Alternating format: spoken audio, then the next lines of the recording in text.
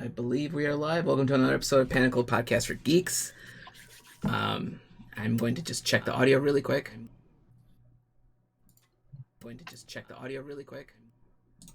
Okay, sounds like I can hear myself, so that's good. Everyone knows I have audio problems every time I start this show.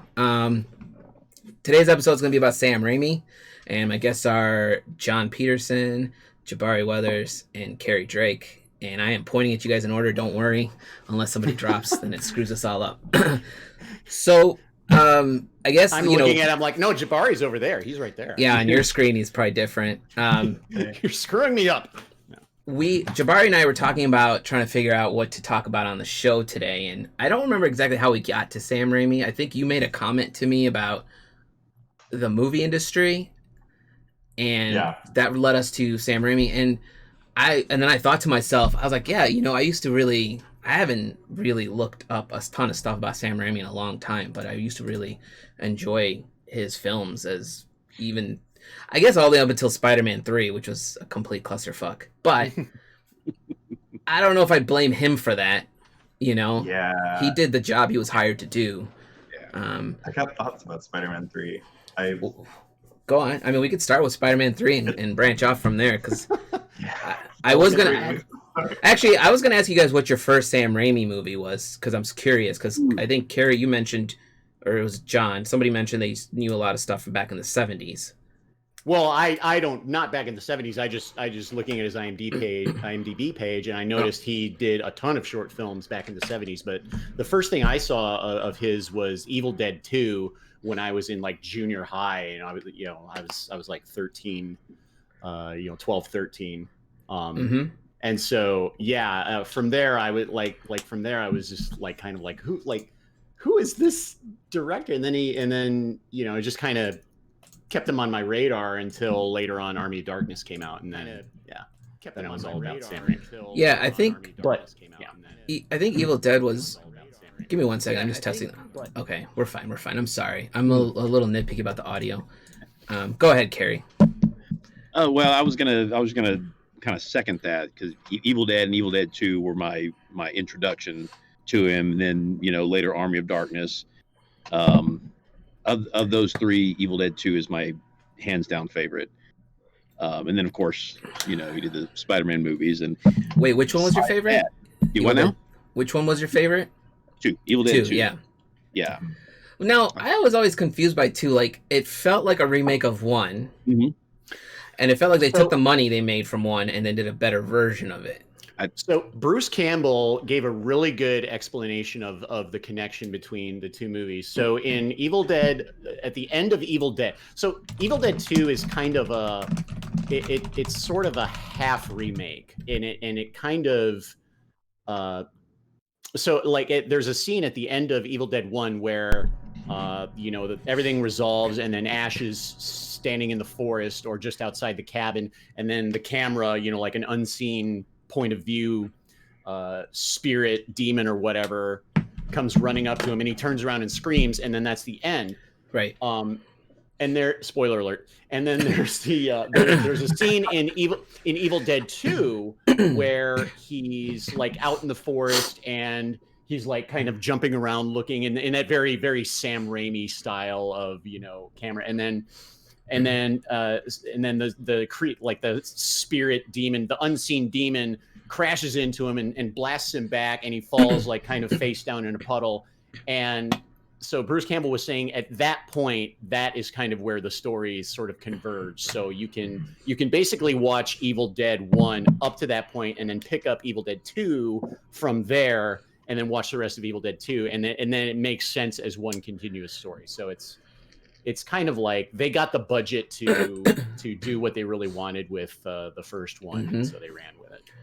Yeah. So Jabari, what was your first? I totally didn't get your take on it. What was your first Sam Raimi movie? Spider-Man was fall of 2001. I think John, you got the IMDb page up. You tell us. 2002, summer Okay. 2002. Ooh, okay, then definitely actually Army of Darkness. Very close. Army of Darkness was my first, but like it's a jazzy blur that I saw on TV, like on cable. Army of Darkness was I know I have friends who hated it, but I was like, I knew it was like corny, but I loved it. Yeah. Like It's smart corny. it's smart corny. That's a good way to say it. Like I enjoyed the it's like I'm gonna segue into Spaceballs for a second. It's like Spaceballs. People either love it or they hate it, right? Yeah. And Army of Darkness was like that for me. Like I loved it, and it had its weird moments where you're just like, they could have cut that out. But yeah, it was definitely the movie like where, all right, we want to kind of continue Ash's story. We've got the budget. Let's just really have fun with it and not take ourselves too seriously. I mean, it helped lead him into all the new, like, I don't know if you guys have watched Ash. I think it's called Ash, right? Or Ash vs. Evil Dead. It's a brilliant show. Yeah.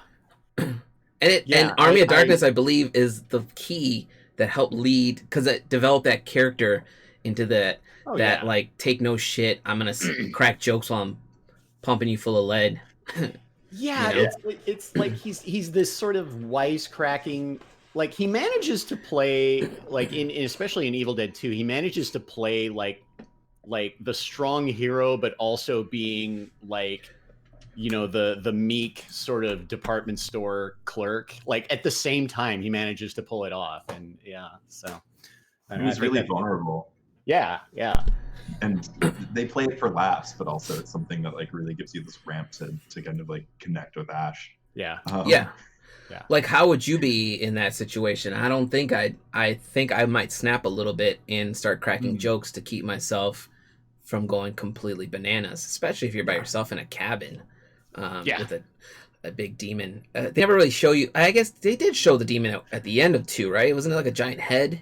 Like a beholder almost? The door. That vortex kind of thing. Dude, that movie scared the crap. You know what scared me the most about that movie was when he's listening to that recording and he's like, and my poor wife, I buried her in the basement, and you see the eyes, and I'm like, yeah. And then the basement, I watched that with my cousins, and my cousins all looked right at me, and I was like, you know, like, but I was that kid who would just sit through it still, right? I would still watch the whole movie, because even though I knew I wasn't going to sleep for like a week after watching it, I still was like, I love horror movies. I hate haunted houses. That's who I am. But like, I don't like people like coming around corners and scaring me, but I don't mind the scare on a film because I'm on my own couch. I guess I don't mind jump scares when they're done well, but you can tell like there's sometimes it's done in a movie and it just feels cheap. I think Raimi had a good. He's got a very specific set of shots, where you see it and you're like, that's a Raimi cut. Right? Is that how you say his last name? Raimi or Rami? Raimi. Okay. So Raimi has I always like, even when Spider-Man 3 is a good example. Like you didn't think it was like a horror film because it's Spider-Man, but then the scene where they're operating on Doc Ock and the arms come to life. Yeah. Like that whole, that's all him. Oh yeah. Also, Spider-Man, the first Spider-Man is even like filled with stuff like that. Like the final fight between Spider-Man and like Green Goblin like is really brutal. It's actually pretty vicious. And it ends with the like impaling Norman, but like that like one single like right before cut is classic, like the pumpkin bomb going comedy. off. Yeah, he likes really fast cuts and like really fast zooms. Yeah. Which is great because like it kind of like pulls you in, right? Like, and I remember in the Doc Ock shot where the doctor's on the ground and it pulls her into the darkness and you see her hands get pulled back and I'm like, ugh! Yeah. But he found a way to work like a horror angle into his movies without, I mean, really, you don't really see that unless you're a Raimi fan, right? Then you're like, that's a perfect. And but you feel it. Like audiences totally feel that intensity. And it's like, Well, another thing that I'd like to point out about that scene, Raimi has a way of imbuing these inanimate objects with a personality of their own. Like Doc Ock's tentacles, they seem to be, autonomous living characters. Yeah, just like the disembodied hand in Evil Dead. The Necronomicon. The Necronomicon, exactly. I apologize about that. Someone's trying to video call me in the middle of this because my sister never listens to me. I literally said I'm going live and my sister's trying to call me. Yeah, I mean, I'm trying to think of what objects he used in Spider-Man 1. But yes, the tentacles were key in 2. So long. Because all 4 of those things are operating with their own mindset. I'm trying to think of another... There was another movie I want to talk about that I really, really enjoyed by him. It's the one with the girl that wouldn't help the old woman. Drag Me to Hell. Dude, that movie was incredible. Yeah, that is the exact word to describe it. So I find it hilarious. Yeah, go ahead. Go ahead, Jabari. Well, I find it hilarious that people are like, you can't make a solid horror film that's PG-13, and I'm like, have you seen Drag Me to Hell? That movie, oh my god, it's such a great experience, especially in theaters. Without being like overly like graphic and bloody gory, you know, like it's just the creep factor. But I guess he made that movie like so Spider-Man 3 you know, obviously was kind of a bit of a shit show, even though like in retrospect I don't, you know, think it was that bad. Like the whole like emo Peter Parker, that kind of, they could have left that out. Well, as a pure character arc, it made sense. I just think like the execution was just it was just so cheesy. They're supposed to say though, like I think everyone knew what they were doing. Like I think they went into that sequence and knew that it was fucking cheesy. I don't know. Well, it was like no, you can swear, it's fine. Yeah, I think but it was. Go ahead, John. I'm sorry.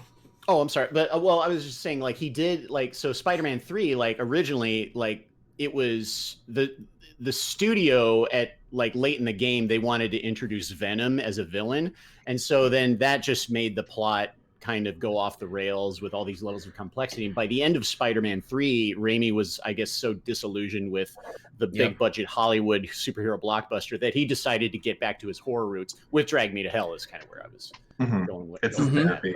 Absolutely, 1000%. Yeah. Yeah, I mean, he was literally like, I wrote this as a Sandman movie with hints of Green Goblin, and now you're forcing me to bring... And they just totally the disjustice they did on the Venom character. I was just like, wow, I waited a long time to see this character on film. I was excited to see the black costume in the trailers, and this is what you gave me, you know, like you could have easily led this into a 4th film if you did it right. I don't know why they rushed it. I just wonder if Venom is, you know, like gonna be kind of one of those Marvel characters that sadly is just having a run of bad luck, because like they haven't had the greatest luck with Fantastic Four, obviously, and then you know, Venom, the Tom Hardy Venom was, I mean, it was just a hot mess. It's because that's Sony. So like I'll give Sam Raimi props for what he did with the Spider-Man character, because I don't think Sony knows what to do with that character, and that's the problem with the Venom movie. And I love that. I like that Marvel has Spider-Man back, because they know their own character. So the version of Spider-Man we're getting right now, I don't want to say the Tobey Maguire one was bad. It wasn't that bad, but the version we're getting now is kind of the version we've seen in the comic books, right? And we're getting kind of a real Spider-Man. You know, Raimi did the best he could with the material he was given. He was not. He's a horror film director, and then you're bringing him in. I remember an interview with him when they hired him to do Spider-Man 1, and he was like, are you guys sure you want me? You know, like, that's not what I do, you know? And for some reason they wanted him. Yeah, when I heard he was directing Spider-Man 1, I kind of raised an eyebrow to that. I was like, Sam Raimi's a horror film director. I felt the same thing about Peter Jackson with Lord of the Rings, but he pulled it off spectacularly. Horror directors are really versatile. Yes. Like, I mean, like, if you look back at Sam Raimi's catalog, like, Darkman was basically what sold him. Oh my god, I forgot Darkman. That's true. Yes. Oh god. That was a good movie. It was. That was like one of my first jobs as a teenager, was working in a movie theater, and I worked at the movie theater when Darkman was in theater. So I've listened to that movie countless times. Oh god. So I was looking here. It says Darkman, Army of Darkness, and then this is The Quick and the Dead. And I forgot he did a western. Oh yeah. It's so good. It's a great film too. It's so cheeseball too. Like it is. But all of the cheese that Sam Raimi pumps into his films are always in service of the story and the atmosphere. Like no matter how far he's gonna push it, I'm like, you're You're like, I'm in. You want to talk about his camera style with his fast zooms? I mean, that movie is like 90 minutes of fast zooms on everybody's face and guns. Yeah. There's a bunch of stuff here I haven't seen. Gene Hackman plays a good bad guy, right? So they're just like, bring him in. I think I've only seen him play a good guy, I think, in like 3 films. French Connection, was that Gene Hackman? Yeah. Right? Yeah, but I wouldn't call him a good guy in that film. He was definitely an anti-hero, Yeah. Not totally terrible person. Not totally terrible person, exactly. He was okay. He was a great protagonist. So he was neutral. He was neutral. We'll give him neutral. Not actually evil, But, you know, I feel like that's where like Sony was probably like, hey, man, you did this. Here's this Western you did. Here's this... you know, Darkman is, I don't know if Darkman counts as a horror. It counts kind of like, you know, it's definitely like a hero trying to get what's his. I mean, it is kind of creepy with the masks and stuff, where they're like melting. Take the fucking elephant. Yeah. I still love the end of that movie where he takes his, puts a new mask on. It's Bruce Campbell. Yeah. You know, I was just like, oh, that's so brilliant. It's like bringing his friends into the movies with him, you know? I forget what I was going to say, but, you know, Sony, you know, I think he did great with the first one, so then Sony obviously gave him a deal on the second movie. He was supposed to do 4 movies. He bounced out after the third one because of the, like, it was a train wreck, you know? I remember walking out of that. I saw that at the midnight showing with my friends. I remember everyone's looking at me like, is Alan okay? I'm like, I'm not okay. Like, you know, like... I love Spider-Man. It's one of my favorite characters. I grew up, I love Spider-Man, you know, and the Marvel side, he's one of my alt. 2 was great. No. Yeah, Spider-Man 2 is so good, even though it's not like, even though it's verbatim comic book Spider-Man, it is like the essence of, like, I think there are so many things that, like, are a really respectful reinterpretation of that character. Like, so to go from that to 3, it makes sense that everyone's like 3 is a bad movie, and I honestly think that it's okay, and it's got some moments that are really good and some really painful shit in it. I mean, I would rather rewatch Spider-Man 3 than the Tom Hardy Venom movie. Yeah, because 3 is more interesting. Yeah, like, it's got its, you know, I mean, I get it. Like, I think he didn't want to like. So think like in 3, obviously the Venom angle bugs me. But also the emo angle bugged me a little bit. But I understand what he's trying to do. He's trying to be like, here's this bad boy, bad side of him. And so we're going to have him dressed in all black. If they just had made him evil, like when he smashes Brock's camera, I was like, okay, that's a bad side. Like if they had just done a couple little things like that, I think I would have been happy. But then when they showed him like walking down the street and dancing, I was like, I remember I was sitting there like, what the fuck is happening right now? Really went yes, Carey. the jazz club and everything with the aesthetic of it. I think if they were like, if they would have just if they would have gone a different direction, like made him a total like dude bro, like they should have. They just. But maybe it was also at the time for the time it was filmed. Like I guess emo was a big thing in that time stamp. It still is. And then at the same time, it's like it's so frustrating because like all those choices are bad, and yet I can't help but kind of admire them. Like I can't help but admire Tobey Maguire so committing to that. Yeah. Like even the Jazz Club, like one of the most made fun of scenes in that whole series, right? But then like I think it has one of the most effective tonal shifts in that trilogy. Like the moment where like he hits Mary Jane actually like really like it feels really emotional, and I'm like, wow, Sam Raimi, you're a really skilled director. Like you know what you're doing. I think he was shit. I think he was also I feel like Sam Raimi was also very upset with what the studio was getting to do. So he was just like, fuck it. I'm just going to put in all the fun shit I want to do. Yeah. He's like, get Toby in a black outfit. We're dancing today, you know, and like, get a jazz club together. He's going to do a number in a jazz club. Right. Like, and you know, again, like I know I keep bringing up the Tom Hardy Venom, but I just kind of use it as a comparison. At least, you know, in Spider-Man 3, like if it's nothing if not effective. Like everybody still talks about it. It's still a meme. Like it's still all of that's these what things. Like what memorable. So like Tom Hardy, like the Tom Hardy Venom, that's all but forgotten. Yeah. Like, yeah. when did that come out? I don't remember. I mean, So Tom Bacon, Mr. Bacon is watching, said there's a montage of pics of him being a bad boy Spider-Man in a Venom suit. Pics, not scenes though. He's very specific. Well, hey man, if you can find that, feel free to drop a link. I'll allow it. One thing I lament about Spider-Man 3, and I'm sure it's due to the addition of Venom, is that Sandman's story arc was truncated. I was really invested in Sandman's arc. Yep. Yeah. And yep. It's the best part of the movie. Yeah. Every time they cut to the Venom bullshit, I was kind of like, okay, when's this going to get over? When are we getting back to Sandman? Oh, it was written as a Sandman film. Like the first one is written as a Green Goblin film. The second one is a Doc Ock film. The third one, it's literally setting up the Sinister Six. Yeah. Right. Yeah. That's an unfortunate trend in Hollywood, in big, blockbuster Hollywood franchises. And you got it with Star Wars too, where you had the first Star Wars, you had this kind of one plot happening. Like the main group of characters were kind of going in, we were kind of following them through the whole movie. And then like by the third prequel, you had like 5 different subplots going on, and it's just like cut to here, cut here, cut here. I'm like, what am I supposed to be paying attention to? And so it's like trying to jam so many plots into it, and just trying to go, bigger is better.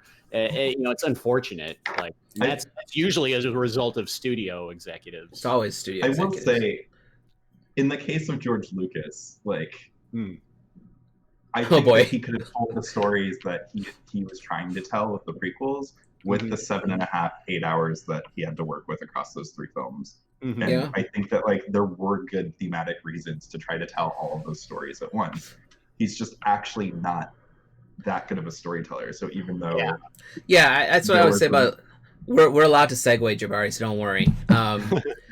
Since you brought up Lucas, I agree with you. I feel like he's a really good idea man. Like he comes up with these great characters and cool ideas, but he doesn't know how to, like, he kind of puts the story together, but he kind of doesn't. It's like I have this loose idea of a story. He needed to bring in Lawrence Kasdan as a screenwriter on the free. I think that would have been that would have helped. Because he basically hit on this, like, I want to talk about government and like how corruptible it is, and like that's super interesting. That's really awesome, but like it can be if it's presented correctly. I mean, that's why The West Wing was so popular. I mean, I mean, he was trying to do that in a galactic level. And he just poor execution. He's also not a very good director, and then I think he directed the first 3, episode 1, 2, and 3. I think was him. But if you go and look at the original Star Wars, episode 4 was him, I think, and then 5 and 6 are 2 different directors. Like literally, 2 other people came in and said, "Move aside, we got this. Just give us the money we need to make this," and which is what he should have done. It's his ego, man. He didn't have anybody around him that was willing to say no to him. I mean, think about it. If you were this dude that created, I think he created 21 different IPs just from Star Wars, if not more. Like THX Sound and Skywalker Sound and ILM, which is a huge one, right? Yeah. They're like, this dude knows what he's doing. Let's just all keep listening to him, even though And I mean, I'm not saying I would have been the guy to say no. Like, I would have been like, you don't want to do that. What the hell are you talking about? Be like, don't make him kiss his sister. What's wrong with you? Though none of us knew it at that time, right? I feel like somebody knew it, though. Somebody knew it, and they were like, And they were in the theater like, And Leia said she always knew. Somehow, I've always known. Just ran with it. And even Han's like, if you want to get with Luke, go for it. And she's like, yo, he's my brother. What? I saw you 2 kiss. Like. I love the little video cut that somebody did where he flashbacks to every time they kiss and they play that. And they play that like horror music. You kind of got to look past that, I guess. Back to Sam Raimi. I totally forgot that he also directed. My friend just messaged me and said he also directed Oz, the Great and Powerful. I actually really enjoyed that movie. It's way more watchable than you'd expect. Yeah, it looks like more Alice in Wonderland bullshit, but it's not that wild. I mean, I like Tim Burton, but those movies they're okay. They're exhausting, but not in a good way. Like, I like exhausting, weird, hyper-stimulating movies. Yeah. Those movies are hyper-exhausting and not memorable.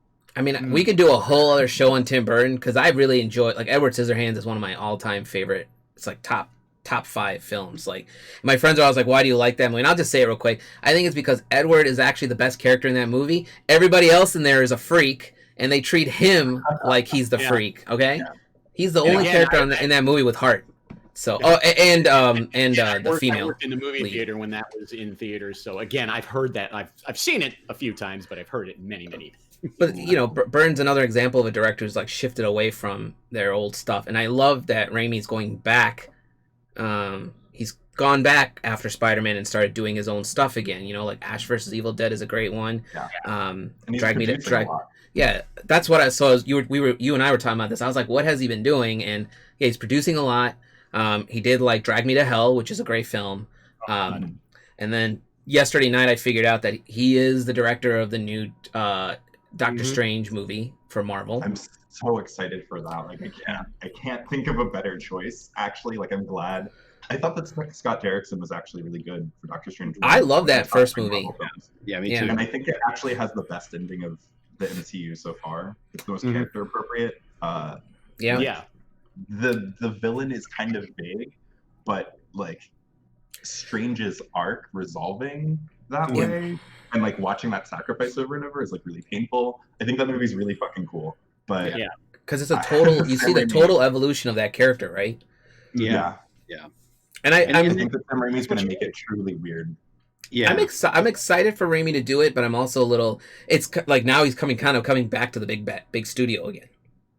Yeah, so I'm a little, but I'm confident that Marvel you won't like force him to like drop Moon Knight in or something. Something random. The thing that worries me though, and I've mentioned this earlier on chat, is Scott Derrickson dropped out of Doctor Strange 2, citing creative differences. So I wonder what the studio is asking him to do that he doesn't want to do. Apparently Scott Derrickson actually did want to also pull it in a more horror direction, and that worries me a little bit that like he was walled out from that. But like, I also feel like Marvel, I hope that Kevin Feige is like not. I think he's smart enough to like not impede Sam Raimi when like he's producer on. He's producer on this one again. Yeah. He's pretty much producer on everything. Yeah. Which I what's his name? Kevin Feige. I like him to a certain level. I like the fact that he I think he's smart. He's smart and he knows kind of feels to me like a person who grew up reading a ton of these comic books. Like ourselves, so he knows those characters, so when you see him you could say he was smart enough to also say like some of this is designed for the cinematic universe and some of it stays in the comic book universe. We just can't do it all, right? And someone like we see it sometimes and we'll be like, that's not how it goes, but they made it work, the rumor with Doctor Strange I was telling you guys this morning is the villain's supposed to be Nightmare, and if it's Nightmare or Mephisto, that's the other way it's going. But Nightmare seems more feasible because he is from the Doctor Strange universe. And it's a horror. That character is a crazy Lucifer demon type character. So that would lead into a horror type film. My guess is the visuals need to be more horror versus Doctor Strange 1, which those visuals are bananas. Don't watch that movie high. I watched that movie High one day, and I was like, I gotta stop. What I'm excited about though is like, so when I watch Spider-Man 1 and especially Spider-Man 2, like, I can't think of other comic book films that move like those films. Even though Sam Raimi as a director has always been hyper comic book, like The Quick and the Dead is one of the most comic booky movies that I can think of. Like, people getting shot and then like the silhouette of their shadow having like little pinholes poked in them. Like, that's out of control. And like, I'm really excited for that level of iconic visuals that kind of get lost in the MCU. Like, I think that a lot of even the most visually accomplished Marvel films have really cool designs, but aren't super composed. And Sam Raimi is a really good like visual composer. I think it's also he likes like a lot of these new Marvel movies are I don't know, let's say 85% CG'd, and Raimi loves practical effects. So like even like I remember reading a whole thing about the scene in the first Spider-Man where Mary Jane trips and he catches all the food on the tray. That's a fucking practical effect that took like 200 takes or something. Can you imagine that? After take 10, I'd be like, "Are you sure you don't want to CG this?" You know? No, it's all like ropes coming down and stuff and stacking perfectly. And then can you imagine when you get it on the 200 take being Tobey Maguire and you're just like, "Oh, I did it," you know?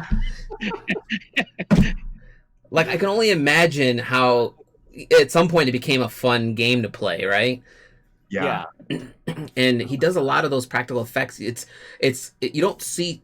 It's hard to catch them all because they're done so well. But like you know, even Spider-Man 2, where I'm trying to remember. It's the scene I believe where he's like, it looks like he's crawling upside down on a beam and he's watching Doc Ock like create the portal. That's not a CG Spider-Man. That's just Maguire, and then they rotate it, right? You know, but those little things make it feel more real.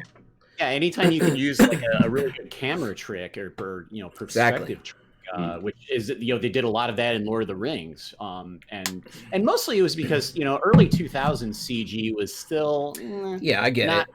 It really wasn't. That's why you don't get too much Spider-Man swinging around in the first one. Like I still remember the CG tests of Tobey Maguire crawling on the brick wall. And then the Spider-Man CG crawling, when he's first crawling the movie, they released like a 3-minute test for the fans to see. And I was I remember I downloaded that shit from Napster, just so I can have it on my, desktop. But I ate that up, right? I was just like, oh my God, it's actually happening. Cause I grew up with the old 80s Spider-Man where they had like the weird special in the corner of a building. And then he was just like, it was like a weird cut where he jumps on the ceiling and he's just hanging onto the ceiling looking down at people. And I'm like, that doesn't look too real. No. And then now you have, these cool effects that are totally achievable. And, you could see that in his swinging. Like the CG's kind of like, it's there, but it's not. You could totally look at it and say that's totally CG'd in.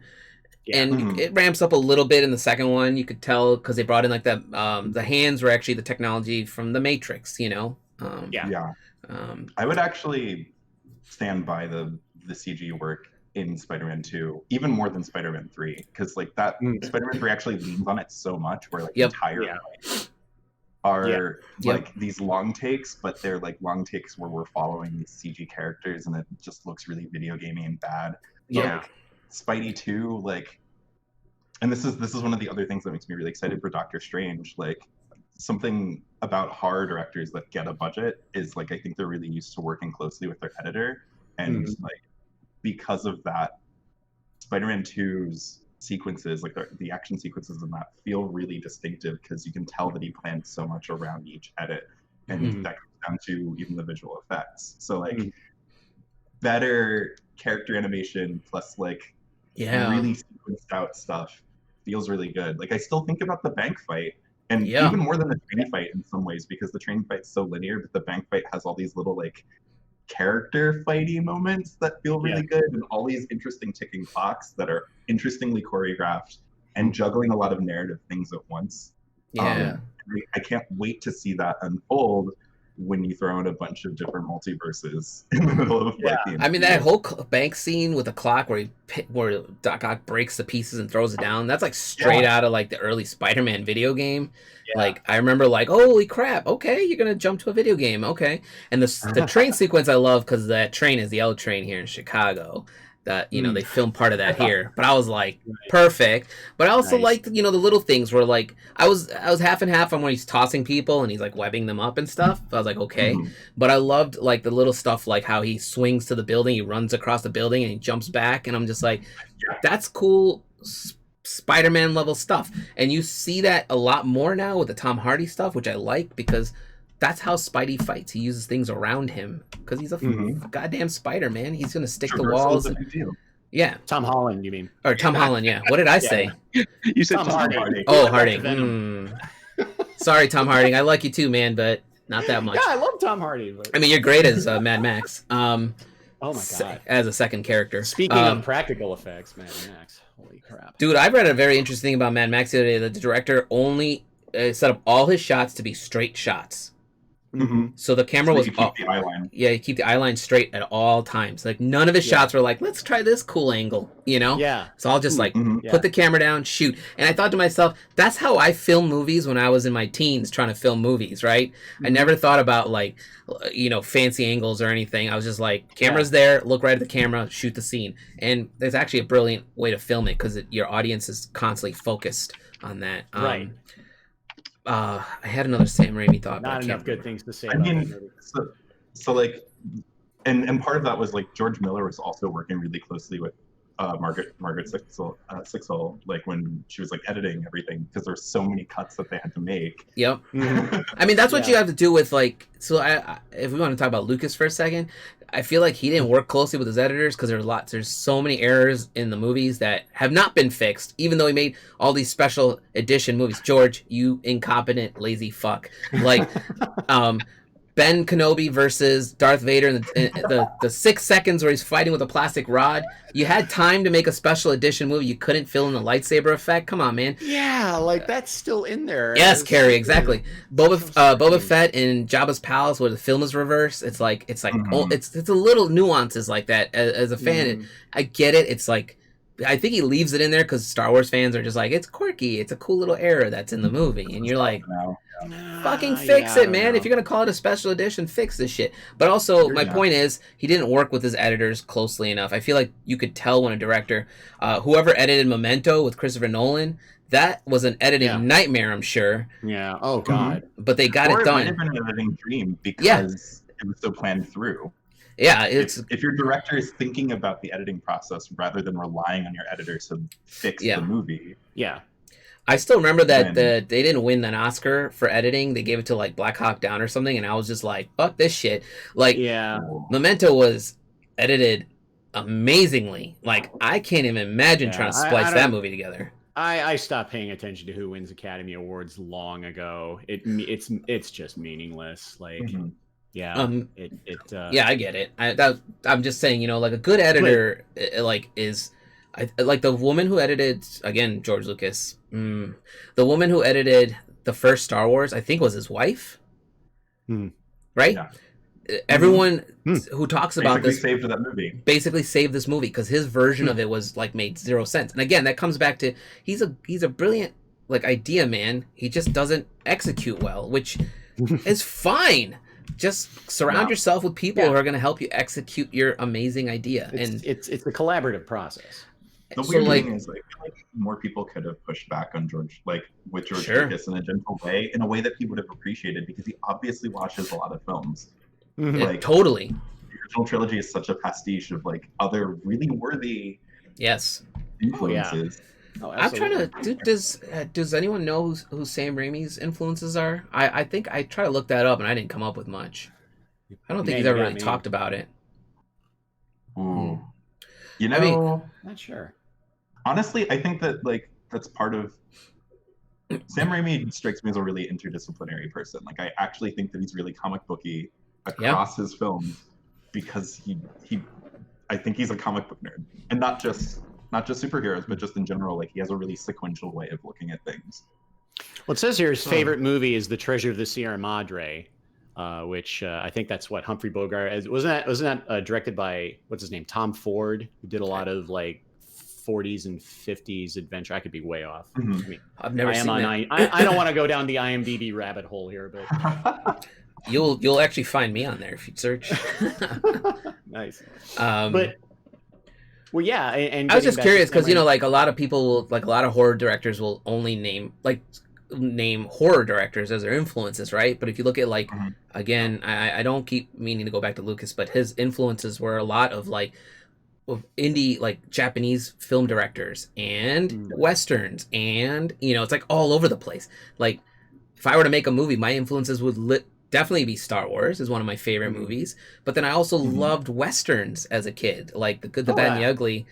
The Man with No Name series is one of my all-time favorite westerns. Absolutely. And that's like The Quick and the Dead. I love westerns even if they're corny like that. Yeah. I'd say like one step under The Quick and Dead would be The Ballad of Buster Scruggs.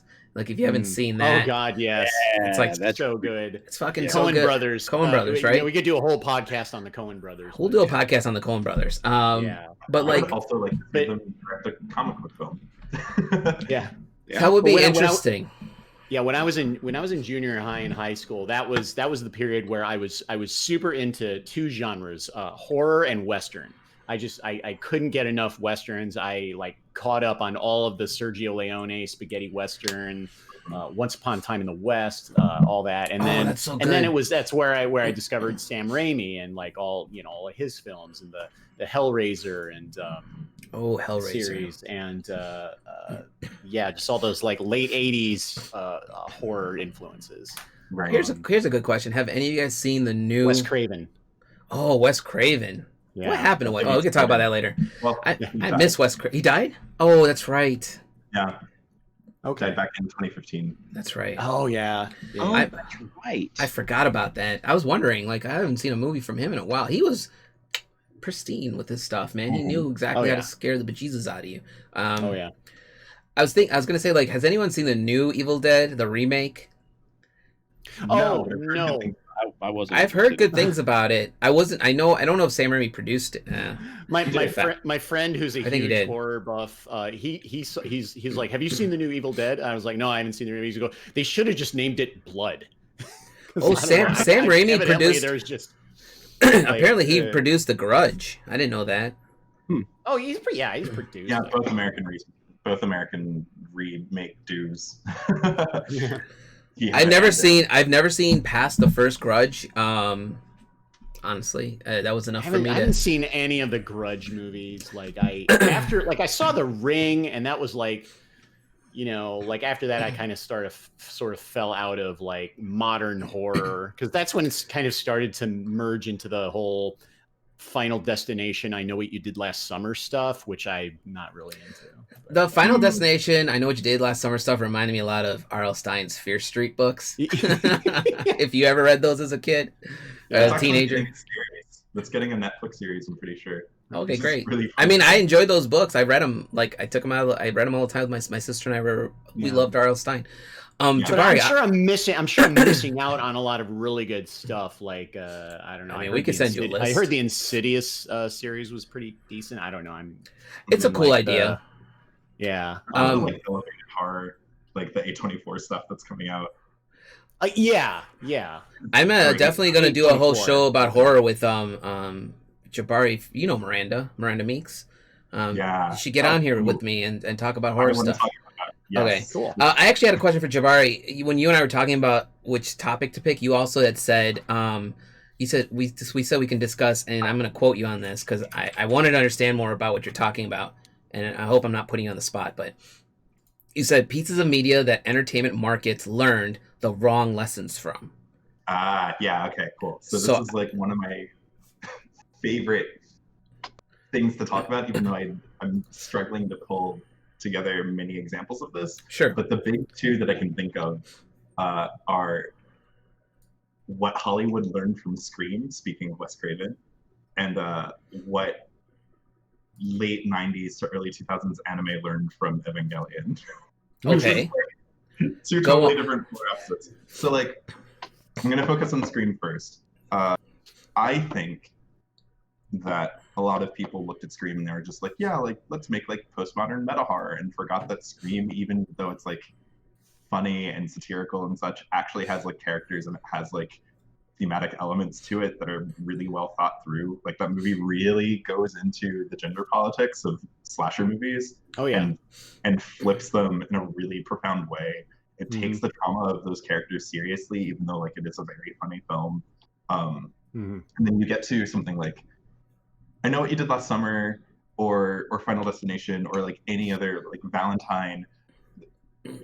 Oh yeah. So many of this like late 90s and 2000s slashers were just like, let's make a really glossy thing that's like a light R-rated, like slick, sarcastic film, without understanding that like Scream's sarcasm was in service of highlighting like a lot of social violence that people were dealing with at the time that it came out. Evangelion is a similar thing. Like that show was born out of Hideaki Anno's like intense anxiety. Like, he's like purging that, and then like people like a lot of studios looked at that and were like, we can make bleak anime too. Right. But like it's just kind of missed the point. I get what you're saying. Like Evangelion at the end of the day, like it challenges its audience to like not wallow in their depression or their anxiety. Like it's like that's a show where like Hideaki Anno is like, I'm climbing out of a hole making this. I hope that like you as an audience member can climb out of whatever your hole is. No, it's not easy. Yes, I still have to live with like these like challenges in my life, and that's worth it, even though sometimes it's devastatingly hard. And that's why like so many follow-ups are kind of like empty or just forgettable with those films. And even like I read an article a while ago where like someone was like, this like the Evangelion movies that followed in this past decade, like the reboots or whatever, where like they kind of turned it into like more straightforward, like giant mecha anime adjacent. Yeah, the Netflix, the Netflix versions don't do that series justice. But also like they're the like 2-hour movies that have been releasing. Like there's 4 of them coming out, and I think like the 4th one isn't out yet, but it's coming out I think either this year or next year. Okay. Like that was Hideaki Anno like making a straightforward anime and like folding into what fans wanted in order to be kind of like, see, this isn't Evangelion and this isn't what I was making, and look what happens when I take all of these elements that all of you want to see of like, yeah, like Shinji's like a relatable like, or Shinji's just like a followable hero rather than like a really fallible person. Like everything that made this special that you paid attention to the show for in the first place, if I indulge your arcs, that goes away. Right. It's no longer what he wanted to make. And it's no longer what the fans wanted there either. Like even though that's what they were kind of clamoring for, like we wish that Shinji like would get his shit together and like not just like cower in the mech suit, like and, like not just get in the robot, but like. Why do you think he? You think he just did that because he was fed up with it? Yeah, totally. I mean, if you watch interviews with like Hideaki Anno, he's like really salty about the industry. He's very like a lot of the moments where, I mean, this gets into even like the way that like sex was treated in Evangelion versus how like audience members like received it. Like a lot of people were like, look at all of the sexy girls and who's the best girl, and like Hideaki Anno was like, that's not the point. Right. And y'all are really creepy because some of these characters are underage. Yeah. And I included these elements because these teenage characters are grappling with this, not because I find it titillating. Like, so you have that exact cycle. But a lot of other shows that came out like soon after Eva were like, look at our really attractive like underage characters, and it's really creepy. It's unfortunate that people kind of miss the point unless the director themselves speaks up and says something. Yeah, that happens. That happens in so many different genres too. I never really. I mean, that's happens with war movies and yeah. Like, I mean, I didn't really like. I knew the Evangelion side of that. I kind of see what you're saying there. I never really took on the Scream angle. I didn't really realize all the extra little nuances there. In my head, I'll be honest, I always just looked at it like a slasher flick, right? But I saw it when I was really young, and I didn't really calculate on all the characters. In my head, they're all just characters designed to be taken out, like any other slasher flick, right? I think those characters are wonderfully archetypal, but like that cast makes them memorable. Yeah. And then like some of the like subtleties of Kevin Williamson's script do really kind of remind you of their humanity in like these perverse and challenging ways. Like like what strikes me about Scream, the first one specifically, and what actually is really sad about that series as a whole is that movie I feel is personally scariest once, spoilers, the killers are revealed, and you see that it's like these two teenage boys that are like getting off on killing people, and the things that they say sound like a lot of conversations that I had with like teenage white dudes. The scariest and the most horrifying villains to me have always been the ones that are just human.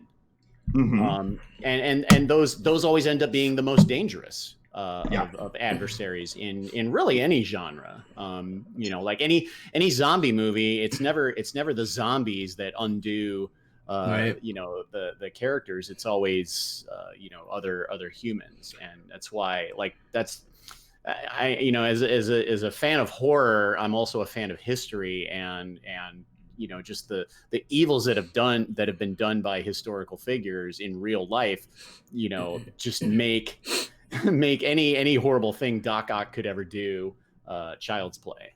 That's a good way of looking at that. Kind of recent stuff that's happened anyway. Let's not get into that. Right. But getting back to Sam Raimi, so in prep for this, I wanted to kind of brush up on my Sam Raimi experience. So last night I watched A Simple Plan, which I don't know if you guys. For so long, I thought that was a Coen Brothers movie. I didn't realize. Fargo.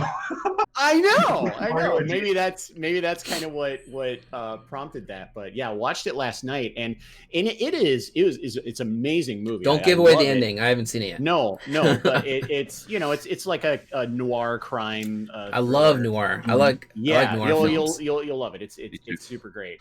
But it's definitely, I would say, it's like the least Raimi of the Sam Raimi movies. Like, there's not a lot of like frantic action, quick cuts, zooms, except for maybe a couple shots where you can that's definitely Sam Raimi. But yeah, Billy Bob Thornton is so good. Like in anything he's in, he's just fantastic. And I mean, it's probably like him testing. I feel like if I was a director who was doing the same style all the time, I'd be like, let's just try something. Well, he made that movie came out 3 years. Like, it was the next movie he made after The Quick and the Dead. And so like the two movies couldn't be more different. And so, yeah, he's definitely toying with a more, I guess, grounded style. It's probably his most mature movie. Oh, yeah. Is it? Yeah, okay. I'm going to have to watch that later. I'm going to have to write it down. It's very, very good. I'm going to have to watch The Quick and the Dead again later, too, now. Oh, man. We've been talking about I got all these movies, so, like, I'm still kind of struggling with the whole streaming versus disc media. I love my movies on disc.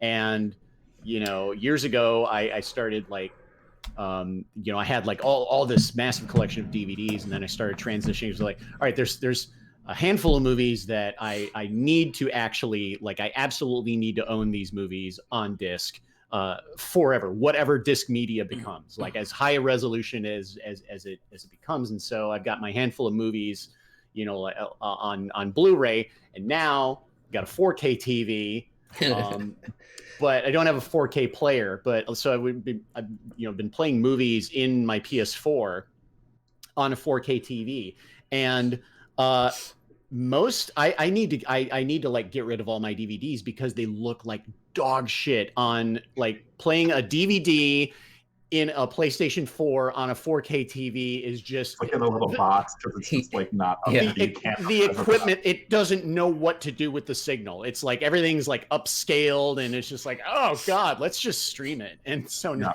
I'm like, yeah, but dude, I still want to own, like, the movie Unforgiven is one of those movies that I absolutely have to own forever. Tried watching the DVD and it was unwatchable. So now I need to just, like, because the problem with the movies like The Unforgiven are they're not filmed in HD, and they're taking the old version of that movie and ramping it up. And like, I got Big Trouble in Little China, which is one of my favorite flicks, on Blu-ray. My cousin gave it to me, and I was like, this wasn't filmed for this format. They can be resampled because they're. yeah, analog film is very resamplable.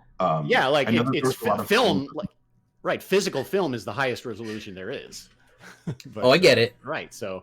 But sometimes they just don't. They don't up. What do they call it when they remaster it? Sometimes they don't do it properly, and it just doesn't look like the Big Trouble in Little China does not look good remastered. Oh man, like and like I watched just to think of a comedy flick, National Lampoon's Christmas Vacation on Blu-ray, and if you watch on Blu-ray, the scene where he's on his going down the sled, you can see the trail of where the fire is going to be before he goes down, and you just like, I was looking at it like, what the heck is that? Oh no! And then I was like, holy crap! When they upticked it, you can see it. You see the tricks, And I'm just like, oh, that's a bummer. There was also something. This is a different problem than like making something so high res that like the wrong details come out, because that means like I think that the film is kind of doing its job in a weird way.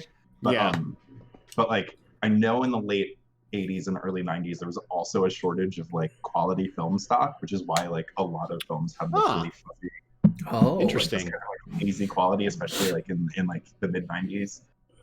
Really? So you kind of get what you get. They're just like, I mean, if you were shooting a Western, then you're like, cool. Yeah. If you're shooting like a high-end sci-fi, you're like, this is not gonna work. Yeah. I'm still thinking about Unforgiven. I love that movie. Clint Eastwood as a person has gone down a rabbit hole I don't want to get into. Oh yeah. But that movie was one of my I loved the Man with No Name series. I love Unforgiven is one of those like not fast-paced westerns, but it's still a good. It's got those classic one-liners, like Once Upon a Time in the Old West, right? The scene where the opening scene where he's just standing there and he's just playing his harmonica, and there's just a train going by, three dudes standing there, and then he's like, "Did you bring a horse for me?" They're like, "No," and he goes, "You bought 3 too many," and you're like, "Oh shit," Yeah. And then it's a quick gunfight, and then it's back to that pace again.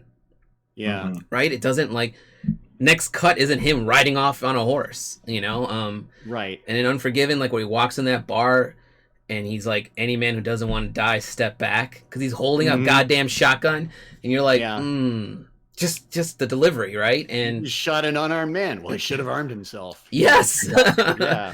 But that what I love about that Western is that it kind of dismisses the myth of the sort of invincible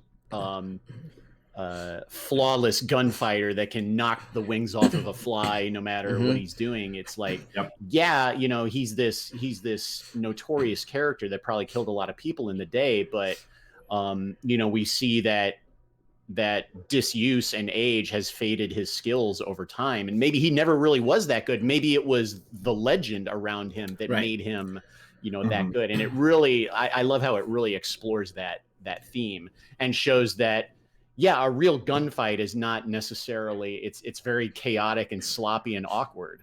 And it's not romantic. It is, right. No. It is a postmodern Western in the way that's postmodern slasher.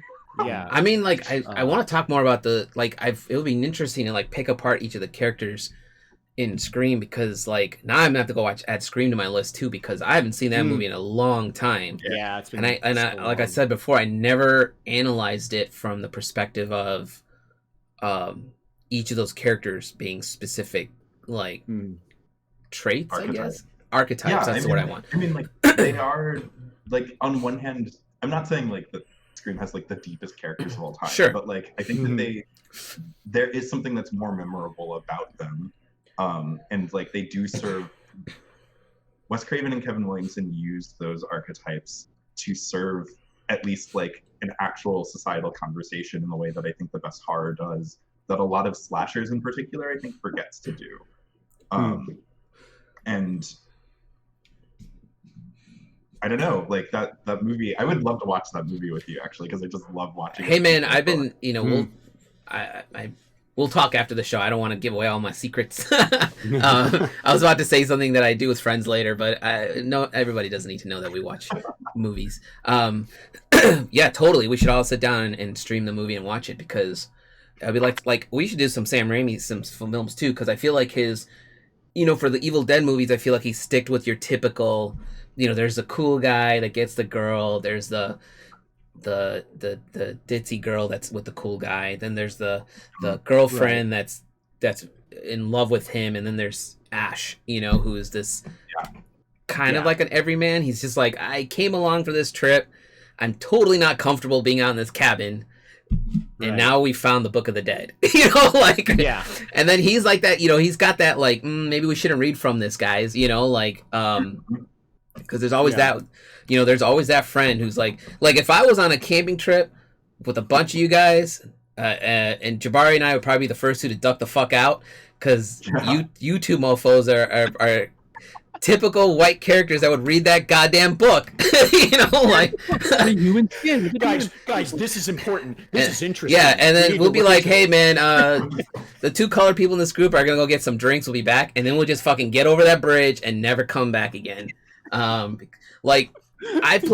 played games with friends who I'll give you a quick little funny segue. I played Cthulhu RPG with a friend once who my one friend set it up, my other friend was playing with me, and it was creepy. It was probably one of the creepy. Jabari, your game was pretty creepy, I remember. Okay, but this guy took it. Played this game, but I want to. Jabari's got a pretty good RPG. I couldn't figure out how to handle my character. I had to duck out because I was just like, I might be playing this game wrong. You were playing it fine. Yeah, you say that now, but I was sitting there with a drink in my hand, like, I would be down to run it again. I'd totally like to take another shot at it, because I think if I do it somewhat starting out sober versus the buzz I had going on, it might have started out better. We were all hanging out at LuxCon, okay? But my friend set up this Cthulhu game. I remember we walked into he lives in California, and I remember we got there like 2 PM, super sunny outside, but we opened the door to his place, and it's pitch black. And the only thing he's got set up is this little table in the corner with a GM seat on one side, and my friend Kurt and myself on the other side. And there's just candles on the table and a board depicting, the area we're playing, the grid. He's like actually trying to summon an elder god. Yes, and he's got like 2 tracks playing in his house. One is that horror movie like wind blowing, door creaking sound, and the other is like the wolf howling, creaking sound. I'm like, so I look into his condo. I'm like, okay, this is next level. But me being me, I'm like, let's do this. Let's have some fun. And we sit down to play. And there was a point where he got so serious, he was like pounding on the table, like he's like, they're coming to get you. Like, we're in a haunted house, which is a typical Lovecraftian trope, right? Just put him in a haunted house, go open doors and see what happens. And one room had like some dead zombies in it or whatever. No, it had like whatever, I forget. But we make our way back through the house essentially, and there was a point before, where they see a basement door, and I asked my friend, I go, how far is the front door from where I'm standing? Because I'm ready to duck the fuck out of this haunted house, because I survived for the last 40 minutes. And he goes, it's about 50 feet from where you're standing. I'm like, okay, I'm just going to leave. Oh my God. And he's like, cool. And my friend Kurt decides to open the basement door. And I was like, don't open that door. It's the basement, And he falls into the basement. And I'm going to give this a warning to all my friends who forever in this situation. I left him in the basement because a bunch of zombies came out and started attacking him. And my friend who was running the campaign was like, are you going to go find a rope or something to pull him up? I was like, no, man, I'm still going out the front door. I'm out. And Kurt was pissed. He was like, you're not going to save me? I'm your friend. I'm like, look, man, I told you not to open that basement door. You did it anyway. That just makes me want to run Bluebeard's Bride for you again more, because you're all the same person in that game. So I would just leave everybody. So my friend ended the story with Alan rode the motorcycle back into town and got a drink at the bar while Kurt got eaten alive by said zombies in the basement. And I think Kurt was a little mad with me for a couple hours in real life because I literally abandoned him. But I said, look, man, I told you not to open that door. I knew it was going to happen. It's a horror game. There's no way he was going to just let you open a basement door and not.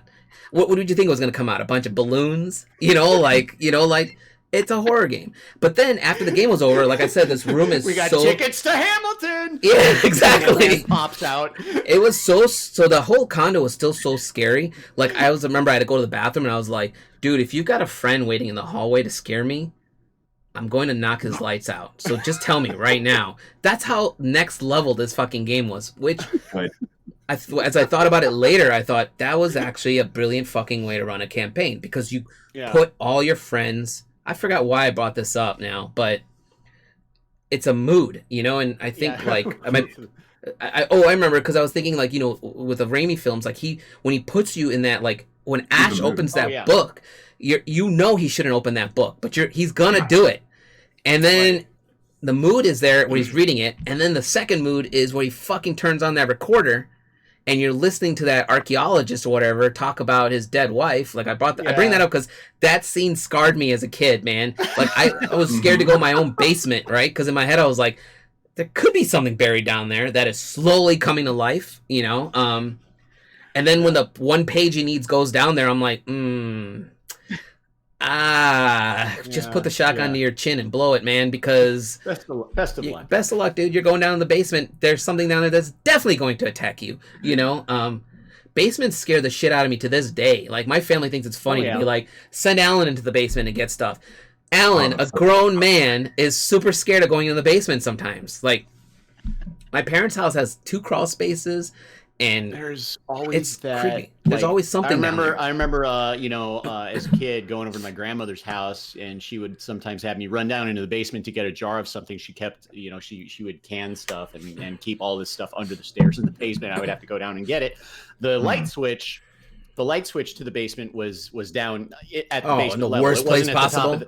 It wasn't at the top of the steps. So you'd have to turn the lights off in the basement, and then you'd be in this dark basement until momentarily until you could race up the stairs. And I don't know how many times I raced up that goddamn flight of stairs, 100% certain that like I was going to feel the claws of a vampire on my ankle, like right as I got up to the top. I was like, God. My mother-in-law's basement is that way right now. Like every time I visit her house, the rule in that house is if you got to drop a deuce, go in the basement. I'll say it.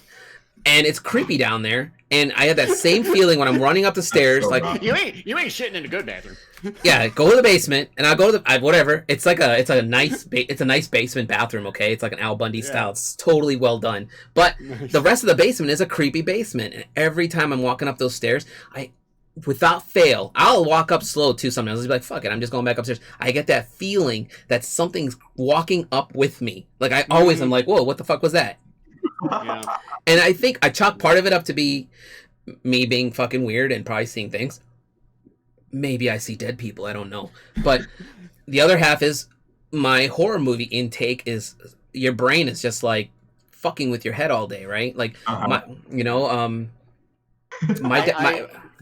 my dad used to put my Nintendo in the basement because he thought that would prevent me from playing video games, and all it did was made me get better at video games because I would time that sunset, and I'd be playing, and as the sun was going down, I'd be like, "We're good, let's go back upstairs." You know, like you don't want to turn it off because that means you got to turn it off and be in a dark basement for a moment. Correct. So as soon as the sunset was starting to happen, I would finish whatever I was doing, wrap that shit up, and then go upstairs to my room.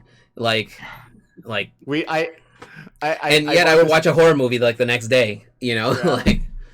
I bought this house a few years ago, and there's a room in the basement. Like you go downstairs through there. There's like a half bathroom with the furnace and everything, but then there's a back room in the basement. And when we first moved in, it was like this room was just the creepiest of rooms you can imagine. Just unfinished cement floor.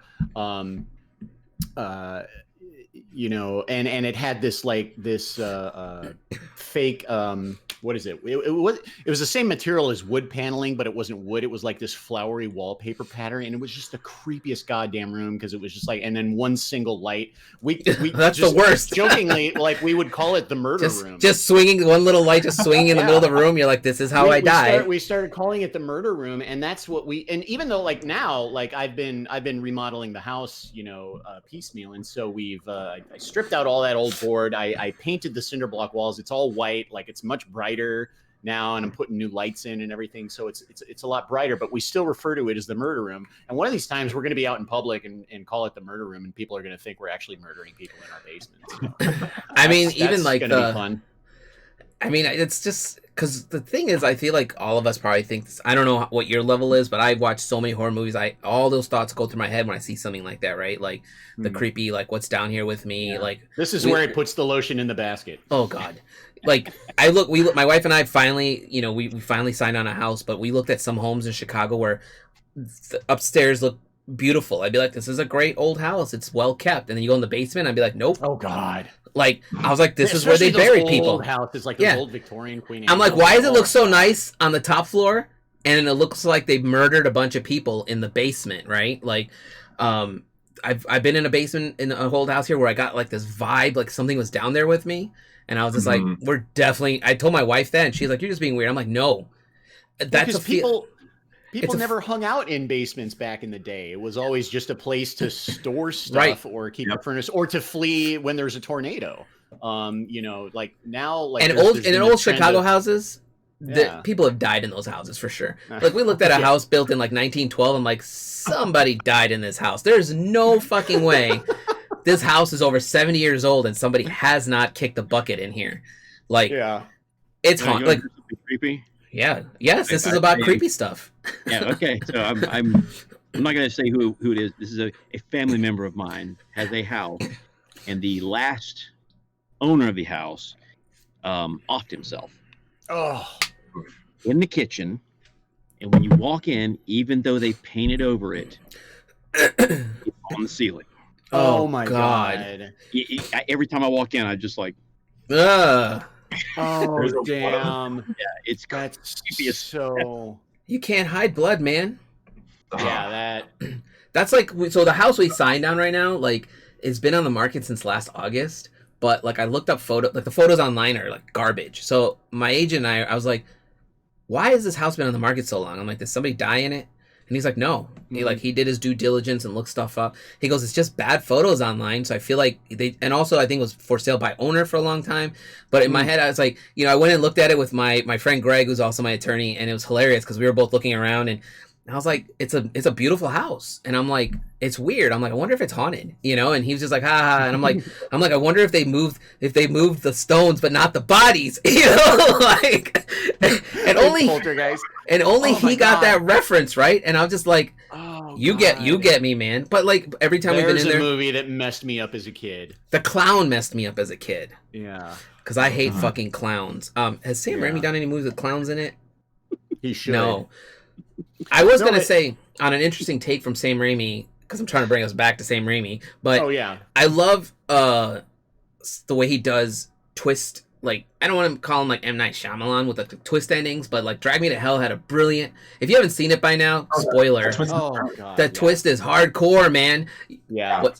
Like, you don't expect it, and when you see it, you're like, oh, yeah, that's, she was not you feel for the main character initially, but then you're like, she really wasn't a nice person, like. Yeah, no. It's awful. I think that's like, there's a bunch of elements as to why that twist works so well, and like, one is like, Sam Raimi actually telegraphs the hell out of it. Yeah. like throughout the film, and then there is like Alison Lohman's character in that movie is, I think, relatable. Like, I think that she is a protagonist that we can root for, and she's not perfect. Like, some of the shit that she does in that movie is like fucked up. You get it from like someone that desperate. So like, it really feels earned for sure. Yeah, you're like, Go ahead, can I just say, like, I was watching that movie and I realized that like Alison Lohman, I totally had her confused with Erin Moriarty, who plays Starlight from The Boys. Because if you watch it, like, they look so similar. Like, they could be identical twins.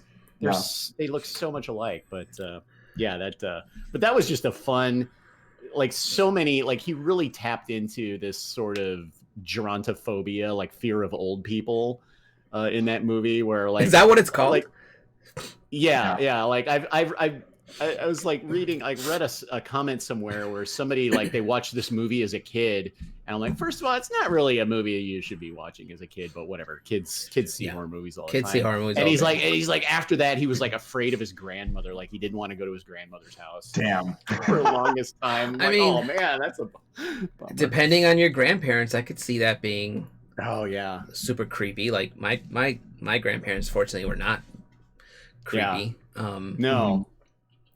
But I mean, oh my God! But he just like it tapped into like so many fears. Also in that movie, like just fears of just like the creepiness of dead bodies. Like if you've ever been to a funeral and seen an actual dead body, I mean, it does not look like you're like, that is not right. That's, I mean, every time I go to a funeral, I'm always like, that thing's gonna pop up any second now. Yeah. And but then there's probably 3 of us in this room who are trained to take out a zombie. You know. Yeah.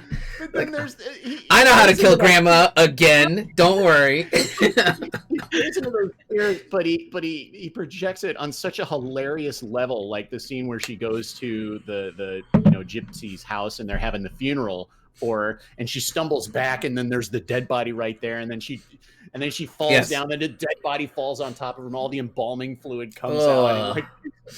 And you're just laughing so hard. That's actually one of those things that like I simultaneously like appreciate about Drag Me to Hell, but also like wish that it pushed further. Like that movie is really good at making the audience complicit in and like sort of calling the audience out on their fears. Like like the old woman is like the spooky, scary person, but also deserves empathy in the beginning of that film. Right. The way that I wish that the movie didn't lean so hard into like Gypsy's angle, but like it does sort of critique it and like kind of ask you like, why do you think of Roma people this way? Kind of. It really does. Like, it does show like, hey, like there's actually like a really loving culture that's here, and like this lady is like stepping into this like for her own ends and for reasons that we understand because we're seeing it from her point of view, but in a way that like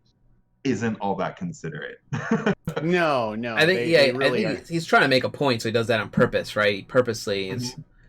It's exactly. I was thinking about when you said, John, with like the body falling on her and all that, the stuff that drives you to the extra level of crazy it reminded me of Evil Dead, where he's in the room and all the taxidermy animals start cackling along with him, like where he finally just snaps. Like it took him that long. It took him like he got chased around a forest by this giant head. He buried his significant other. He pretty much had to kill all his friends, and then he finally snaps. And I remember when they get that really close camera. Yeah, and I'm just like, ooh, this is like weird. What's happening? But then I was like, yeah, I could see that. I could see him losing his mind. I still like Army of Darkness, man. I'm thinking about that now. I want to watch that again. Army of Darkness is a great movie. Like, I like like I said, I love Sword films Boy. I love movies that like leave you with those like cool like one-liners, or the like one scene, like when he first comes out of that pit in the beginning and he's like, "This is my boomstick," and he's like, "If another one of you even so much as touches me," and I'm just like, first time I saw that I was like, "Damn," but then I was like, "That's kind of funny." Or he builds the hand and he's like groovy, of all words he could say there, it turns out Ash is just like a brilliant mechanical engineer. I mean, correct. He builds a whole hand that just works. I'm just like, It works. It's somehow connected to the nerve endings in his. But then on the opposite spectrum, he can't remember the 3 magic words. Right. Like he's super smart on this side, and then on this side he's just like, I wasn't paying attention, so I don't know what's going on. Things to the brain. Yeah, I guess so. And when in Evil Dead 2, when they in the cabin, there just happens to be, what was that book? It was like an instruction manual, or it was like a book of like a chemistry textbook or something that they just happened to have. I can't remember, but it was like a book that had absolutely no business being in a remote cabin. But there it was, showing him how to make, yeah, he's like, wait a minute, I saw a book about this. And whatever. Yeah. I mean, that movie was cool because it showed like, or maybe he had it in the trunk of his car. I don't know. I mean, I'd have to watch it again. But I mean, like things like where they force you to like. So he also had to inflict pain upon himself, right? He had to cut off his own. Oh God. And then you're like, okay, that's the worst of that. But then the fucking hand comes to life, and you're like, this just got chaotic, Yeah. I'm hoping. I want to see stuff like. I mean, you won't see that in a Marvel film. No, you're not going to see that. I don't think in Like, I don't like, you never saw Bucky's arm get blown off, right? Yeah. Or whatever, is his left arm, who cares? But like, you never saw the arm get cut off, is my point. You just saw the fact that it's gone. Right. So you have to assume something crazy happened when he fell from that train, and maybe a bear attacked him. I forget how his arm gets cut off. But really, like, Sam Raimi doesn't need it. Like, going back to Drag Me to Hell, like, right? You know, we do skip over some of those like some moments, but like used to great effect. Like, spoilers, the cat in the in both cuts of both in the unrated cut, but like in the original PG-13 cut, that scene is simultaneously like fucking atrocious, horrifying, and hilarious. Like, it is for the cat and for Christine in that scene. Right. I mean, that's a perfect example of a good Sam Raimi take, right? It's horrifying and also funny. Horrifying but hilarious. And exactly. And you're like, if you can, it's kind of creepy that you can get both those feelings into one scene, because usually it's one or the other, right? It's either funny or it's horrifying. And if you can get people, go ahead, Jabari. I was just gonna say, like, I think that like a lot of my favorite horror, and I think a lot of the most successful horror, deals actually really deeply in empathy, right? And like you can tell that like Sam Raimi, like, he finds all those different notes in scenes like that, because I think he starts with like, I have this idea for a scene in mind and it's absurd, but then he's going to take that character seriously within the absurd scene.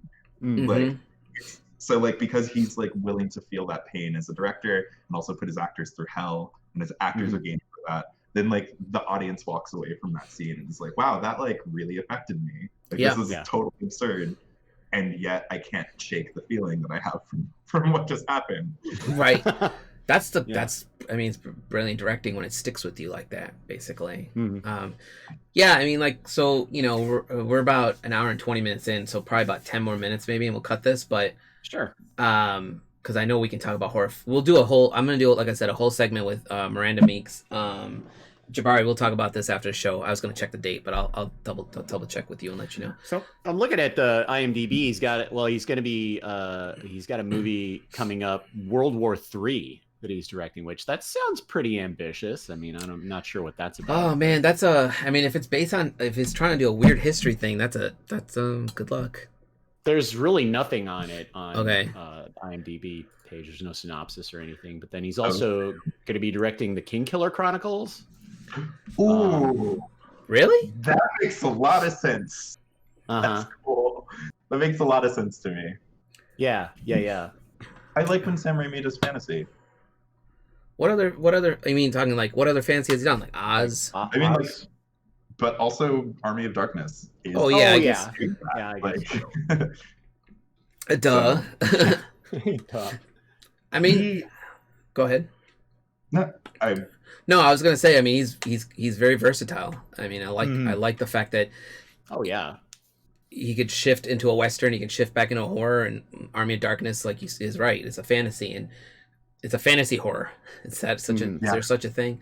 And he's good at it. And like I said, as long as my thing is, as long as he puts elements of himself in the movie and doesn't just completely cave to a production house telling him what to do. Like, yes, Spider-Man 3 was not the best of the 3 films, but there were still elements of Sam Raimi in all those films, even the last one. So he is one of those filmmakers I don't think that'll ever happen with.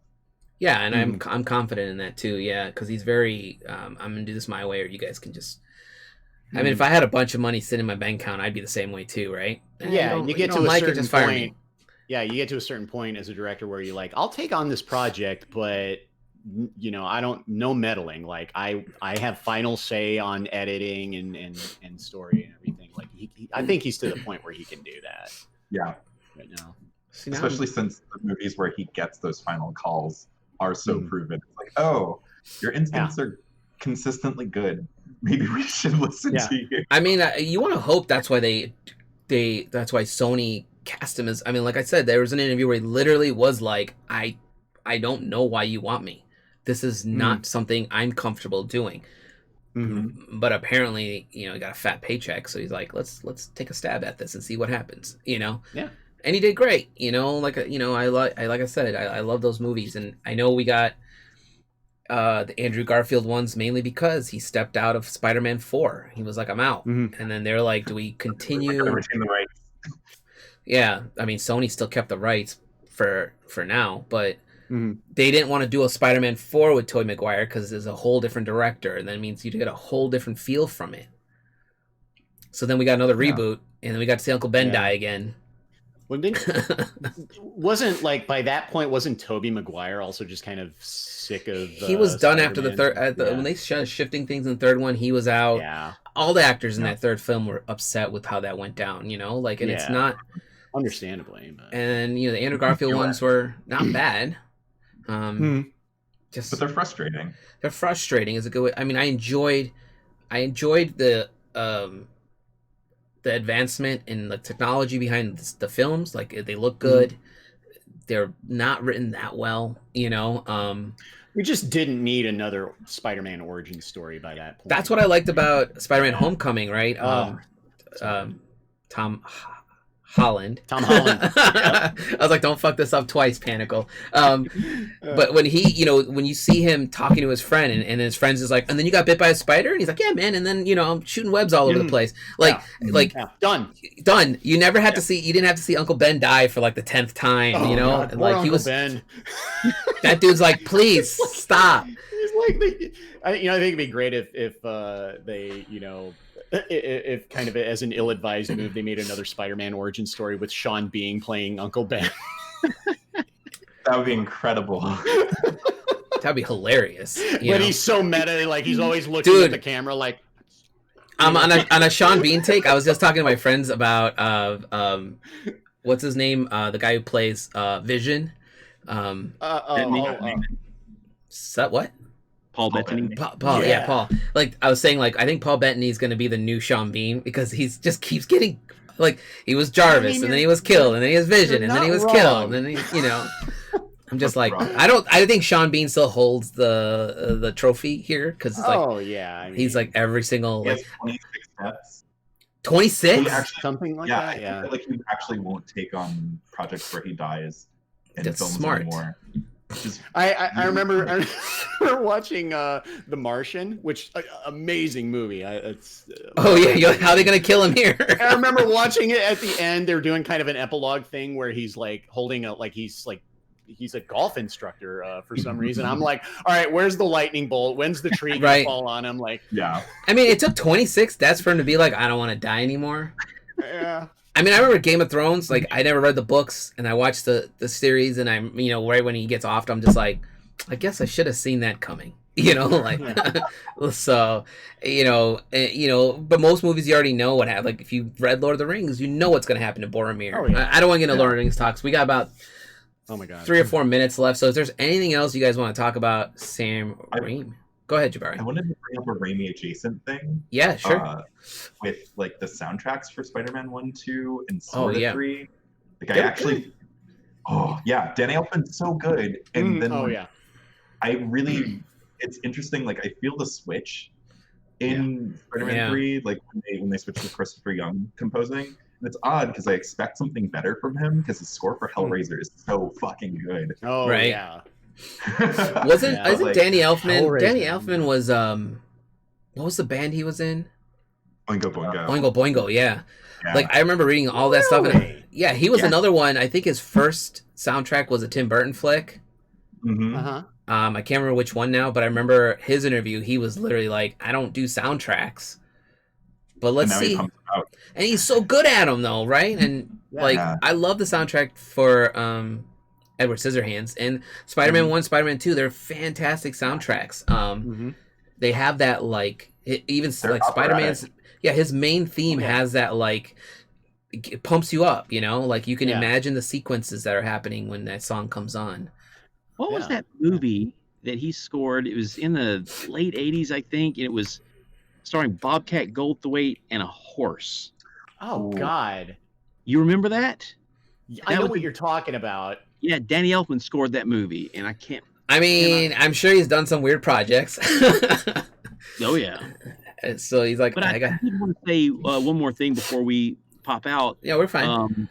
you guys were talking, and Jabari brought this up, how Raimi was so good at putting characters into absurd situations and playing the character straight, like being true to the character. And that's one of the things that I've noticed that Marvel does very well. The MCU does very well is take these characters in ridiculous situations very seriously, and I think that's why they work so well. And that actually gives me a little bit of, when you said that, I was like, man, he really is going to fit very well into the MCU for that reason. And that was a great point. I mean, that's probably one of the reasons I'm assuming to cast him as a director, because Marvel knows they're smart enough to, and I think a lot of it comes down to what's his name, Kevin Feige too. It's like he knows you can't shift these characters too much because the fan base is so ramped up to a level where they will try to get you canceled out if you screw this up, which is not really fair to an individual who's trying to do a good job, but also it kind of keeps them in check. Like don't go too bananas. I mean, I was happy to hear when he had that interview and he said, look, we're there's two sides to this. There's the comic book universe and then there's a MCU thematic universe. So some things will shift away from what you're used to, but we're going to make sure you still like that shift, right? Like, you can't do everything the comic book way. It just won't work. Yeah. Right. A comic book is not a movie, is not correct. A comic book. Yeah. So you're right. That's probably one of the reasons they're like, Raimi is going to do it exactly the way he does his thing, which fits perfectly for the way we do our thing. I want to see more. I want to see the horror elements. If they're going to put Nightmare in there, that character is a super creepy, manipulative demon of a character. It takes on multiple forms. And it's edging on like a Loki style trickster, and it's from the Doctor Strange universe, which is on a psychological level. I don't remember what they call that universe he goes into, but it's it's whatever like Ant-Man is diving into and stuff. I believe that's where the quantum realm. Is it the quantum realm that he dives into sometimes? So like, I believe so. It's got to be handled in such a way, like you can't give people like hokey, psychedelic, I'm on an acid trip effects, right? Like that's what I liked about Doctor Strange. Like it gave you the visuals like it shows you that in that world they're manipulating a lot that's actually in this world. It's like it's like a amazing job with giving you like it was very what you would expect from Doctor Strange. Very not quite, I wouldn't say like psychedelic, but very warped distortion of reality. Would you say, Jabari? I would say that it actually totally is like a very psychedelic film, but not in a cheesy way. I suppose. Right, that's what I mean. I just hate sometimes the way that word is thrown around too much. But I guess fair. I guess in this, I get. My point was like not in a. It's done in a very well handled way versus. If this was done in the 80s, you would have that weird acid trip looking crap. Yeah. But they have the technology. Like the buildings folding remind me a lot of Inception where the buildings are folding over. But it wasn't like that slow curl. It was like fast. So it didn't even give you a chance. It was more of a kaleidoscope. Yeah. It didn't even give you a chance to like figure things out. And you have to like, it kind of also tells you like how strong those characters are, because if they're running through that world and they can analyze everything there and you can't as a person, it's kind of cool, right? So if you put a nightmare element into that, where you're just like shifting gravity. I want to see a nightmare hell. Like Mephisto is a very real character in the Marvel universe, and Carey and I were talking about this, but I don't have any clue if they bring that character in how they would put that in a Doctor Strange world. A lot of people are speculating he's going to show up in WandaVision. Yes, that's a whole separate talk we can do later. Strange. I mean, Which it's supposed to. I think that's the goal. I think the goal of WandaVision is to tie it into Multiverse of Madness. Yes. Yeah, they're trying to pair her and Strange together. Last I heard. Well, she's on looking at the IMDb page. Elizabeth Olsen is in that movie, so right. The idea is WandaVision is supposed to slowly bring you into the Doctor Strange movie, and Doctor Strange is going to be the one that trains Wanda to use her abilities, because her abilities are it's a lot of manipulation and a lot of physical pushes, but then there's also magic, and the magic spoiler alert, the magic is what creates those realms. So if you haven't watched WandaVision at this point, I don't know what to tell you. God, it really is. But we can do a whole show on that later. I was ready to. We can do a whole. We'll do a whole show on that. I wanted to do it after this, but I don't think Carey has time. But we can maybe do it tomorrow. It's fine. It's fine. Don't worry about it. But let's wrap this up. I want to say thanks to you guys for being on. I know it's early for some of you guys. And hopefully people enjoyed watching us rant. The next one I have is let me check my calendar real quick. What's today's date? The 13th. 13th. So my next show is on the 17th. I got Justin Donaldson and Joanna Barnum on. We are going to talk about science fiction. It started out being a conversation about Star Wars, but it's probably going to go all over the place. I will probably have a couple extra slots open. If any of you guys are interested, I'll drop you in. No problems there. But hang on a second, guys. I'm going to end the stream. Thanks for anyone's watching.